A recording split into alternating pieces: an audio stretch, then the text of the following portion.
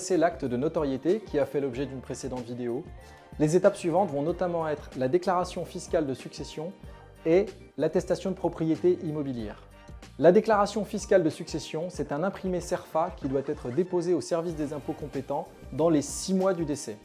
Cette déclaration est remplie par le notaire en concertation avec les ayants droit, puisque l'on va faire figurer dans cette déclaration tout le patrimoine du défunt en le valorisant, article par article. On y trouvera notamment les biens immobiliers, les comptes en banque, les éventuelles valeurs mobilières, le mobilier, les véhicules, etc.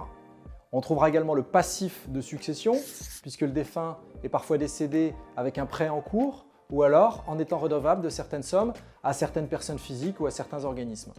Le passif va venir en déduction de l'actif et former un actif net qui sera l'actif taxable au sens de l'administration fiscale qui va appliquer ensuite l'impôt à régler sur chacun des ayants droit en fonction de sa qualité et de ses droits.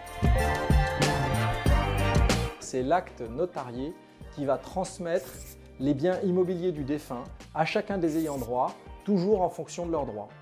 On revient donc aux droits de chacun qui sont définis par l'acte de notoriété et qui peuvent résulter donc de la loi ou de la volonté du défunt.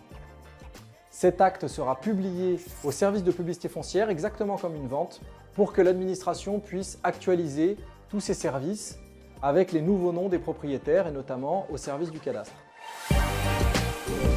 On peut aussi être amené à dresser un inventaire successoral, puisque parfois il est nécessaire d'aller inventorier chaque bien immobilier que détenait le défunt pour des raisons civiles ou fiscales. Dans ce cas, le notaire pourra être assisté d'un commissaire-priseur pour bien valoriser chaque objet. Enfin, on peut être amené à dresser un acte de partage. En effet, chacun a des droits sur la succession, mais pas forcément sur un bien en particulier.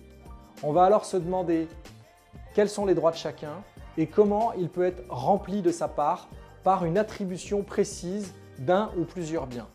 Si par exemple, un héritier a un tiers des droits dans une succession, mais qu'il souhaite se voir attribuer une maison qui dépasse cette quotité, il pourra alors régler aux autres la différence en argent, de sorte que chacun des copartageants reparte de cet acte de partage en s'étant vu attribuer des biens en nature ou alors des liquidités en fonction de l'étendue de ses droits.